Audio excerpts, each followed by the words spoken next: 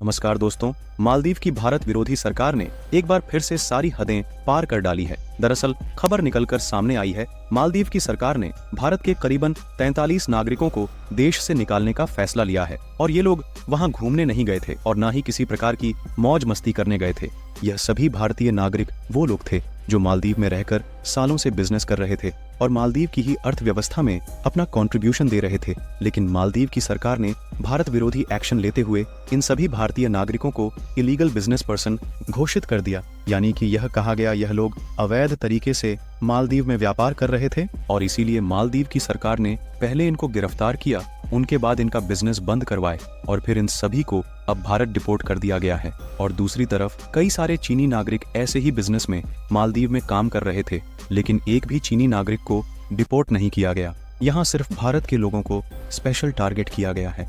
हालांकि मालदीव की सरकार कह रही है कि हमने भारत को कोई टारगेट नहीं किया, यह तो बस हमने एक कार्रवाई करी है अवैध बिजनेस के खिलाफ। लेकिन अब मालदीव के ही लोग सवाल पूछ रहे हैं कि ये लोग तो कई सालों से मालदीव में काम कर रहे हैं, मालदीव की अर्थव्यवस्था में कंट्रीब्यूट करते हैं, मालदीव के टूरिज्म को बढ़ाते हैं, हर तरीके से मालदीव की सोसाइटी में अपना योगदान देते हैं। लेकिन अब अचानक से ऐसा क्या हो गया कि यह लोग अवैध हो गए? और अगर सच में ये लोग कोई इलीगल काम कर रहे थे तो फिर इन पर कार्रवाई 6 महीने पहले क्यों नहीं हुई, 1 साल पहले क्यों नहीं हुई है, या फिर 3-4 साल पहले क्यों नहीं हुई?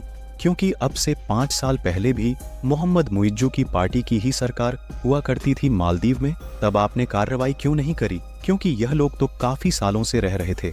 ऐसे में ये साफ साफ बताती है कि यह सारी स्थितियां मालदीव की नई मुइज्जू सरकार की है, जो भारत विरोधी सरकार है। और ये सिर्फ और सिर्फ भारत को टारगेट करने के लिए यह एक्शन लिया है, क्योंकि मोहम्मद मुइज्जू ने अब से 6 महीना पहले जब चुनाव प्रचार किया था तो यह खुला ऐलान किया था कि मालदीव के अंदर जो भारतीय सैनिक मौजूद है, हालांकि जिनका काम मालदीव की सेना को ही ट्रेन करना है, उसके बावजूद हम उन भारतीय सैनिकों को तो देश से निकाला देंगे ही, साथ ही भारतीयों का इन्फ्लुएंस खत्म करेंगे मालदीव्स में। और इसी बात से ये साफ हो जाता है कि मोहम्मद मुइज्जू ने अपने एक खास एजेंडे के तहत भारतीयों को टारगेटेड तरीके से निशाना बनाया है और भारतीयों को देश निकाल दिया है। और कहा जा रहा है कि आने वाले समय में मालदीव की नई सरकार ऐसे ही और ज्यादा बड़े एंटी इंडिया फैसला ले सकती है। ऐसे में अब भारत सरकार को भी तैयार हो जाना चाहिए मालदीव को मुंह तोड़ जवाब देने के लिए, क्योंकि मालदीव की सरकार का अभी लगभग 4 साल से भी ज्यादा का कार्यकाल बचा है। और अगर विपक्षीय पार्टियों एकजुट होकर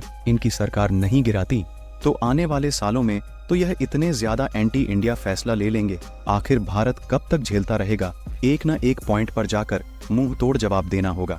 अब आपको क्या लगता है दोस्तों, भारत सरकार को भी मालदीव को जवाब देना चाहिए या नहीं? हमें कमेंट में जरूर बताएं। भारत माता की जय।